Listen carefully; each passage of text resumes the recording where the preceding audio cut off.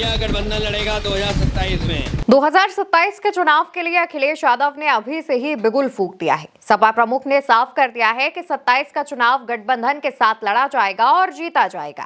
कानपुर देहात के मूसानगर पहुंचे अखिलेश यादव ने भाजपा के सारे झूठे नैरेटिव की भी हवा निकाल दी और भाजपा के सहयोगी दलों को भी संदेश दे दिया है कि भाजपा सबसे पहले अपनी सहयोगी पार्टियों को ही खत्म करेगी।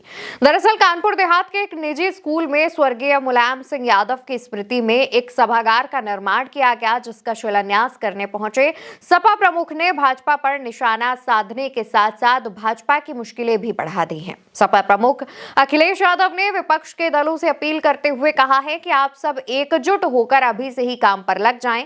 हमें हर हाल में यूपी से भाजपा को बाहर करना है।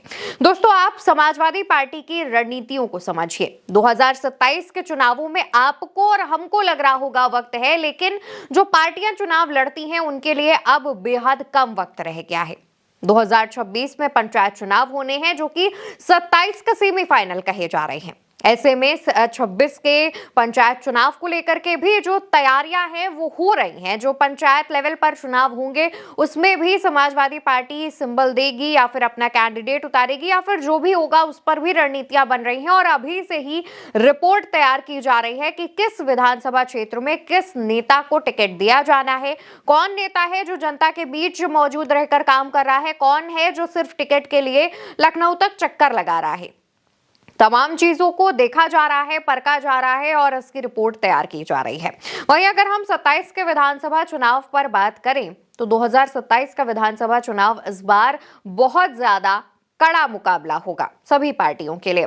आप देखिए, पीडीए का नारा लेकर लगातार अखिलेश यादव आगे बढ़ रहे हैं, लेकिन अब बसपा सुप्रीमो भी एक्टिव हो चुकी हैं। कांग्रेस की भी लोकसभा चुनाव में जो स्थिति ठीक हुई थी वो विधानसभा चुनावों में पिछड़ती हुई दिखी है। ऐसे में अगर समाजवादी पार्टी कांग्रेस के साथ गठबंधन करती है तो क्या इसका नुकसान किसको होगा, फायदा किसको होगा, इन चीजों का आकलन करना है।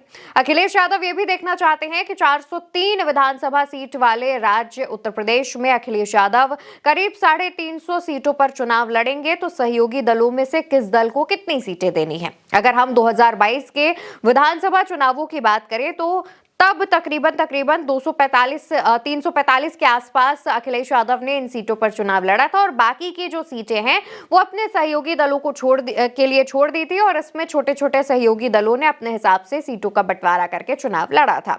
हालांकि 2027 के चुनावों में स्थिति काफी अलग होगी। अखिलेश यादव हो सकता है कांग्रेस के साथ ही गठबंधन में चुनाव लड़ेंगे, लेकिन सिर्फ कांग्रेस के साथ नहीं बल्कि वो और भी ज्यादा विपक्षी दलों को एक साथ लेकर चुनाव लड़ सकते हैं और इसका जो एक अंदाजा है वो अखिलेश यादव ने अपने बयान से दे दिया है। अखिलेश यादव ने अपने बयान में साफ कर दिया है कि इंडिया गठबंधन एकजुट होकर चुनाव लड़ेगा। अब आप उनके इस बयान को मौजूदा जो अभी 2024 में लोकसभा चुनाव हुए हैं उससे जोड़कर देखिए।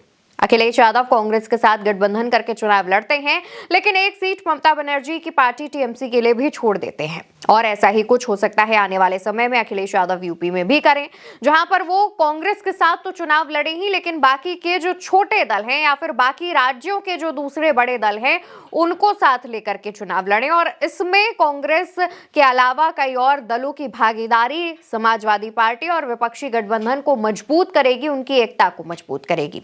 फिलहाल अखिलेश यादव ने जो प्लान है उसकी तैयारी कर ली है। अखिलेश यादव ने तमाम चीजों को लेकर के एक रिपोर्ट तैयार कर ली है। कहा जा रहा है कि अखिलेश यादव जो है वो जल्द ही अपने इस प्लान पर काम कर सकते हैं। अखिलेश यादव जहां एक तरफ पीडीए का नारा लेकर चल रहे हैं तो वहीं दूसरी तरफ उनकी जो बाकी सहयोगी दलों की पार्टियां हैं वो भी लगातार जमीन पर काम कर रही हैं। इसी बीच खबर यह भी सामने आई थी कि कांग्रेस सभी 403 विधानसभा सीटों पर तैयारी कर रही है।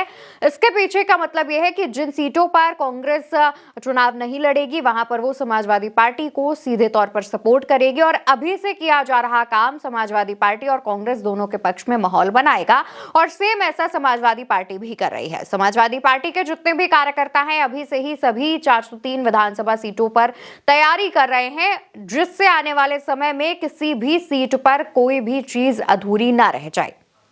अखिलेश यादव बूथ लेवल की तमाम चीजों को देख रहे हैं, परख रहे हैं और बूथ लेवल पर समाजवादी पार्टी को मजबूत करने का काम कर रहे हैं। इसी बीच अखिलेश यादव ने भाजपा पर एक और बड़ा हमला बोला। 27 के विधानसभा चुनावों को लेकर इस बड़े ऐलान के बाद अखिलेश यादव कहते हैं, सुना है बीजेपी में आपस में जूते चल रहे हैं, अंदर कुछ चल रहा है, मारपिटाई भी चल रही है, एक दूसरे को नीचा दिखाने की कोशिशें भी हो रही हैं। हम तो कह रहे हैं कि एक यहां आ जाओ, वैकेंसी होगी तो निकाल देंगे। अखिलेश यादव ने दोस्तों इस बयान में भले ही किसी का नाम ना लिया हो, यानी भाजपा के किसी नेता का नाम ना लिया हो, लेकिन आप समझ रहे हैं कि ये जो बयान है वो उनका इशारा किस तरफ हो सकता है।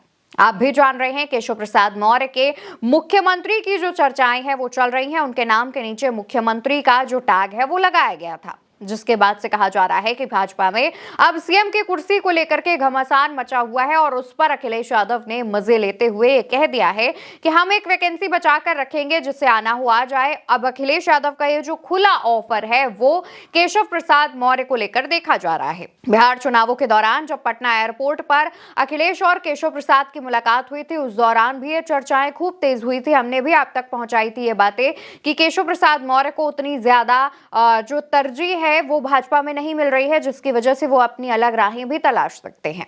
फिलहाल 2027 के चुनाव से पहले क्या होगा ये देखने वाली बात होगी कि लेकिन 27 के चुनावों से पहले जो तमाम चीजें सामने आ रही हैं वो काफी कुछ बयां करती हैं। आप क्या सोचते हैं, आपका क्या कहना है, कमेंट सेक्शन में बताइएगा। वीडियो भारत एक सोच पर देख रहे हैं, याद से चैनल को सब्सक्राइब कीजिएगा, वीडियो को शेयर करिएगा। नमस्कार।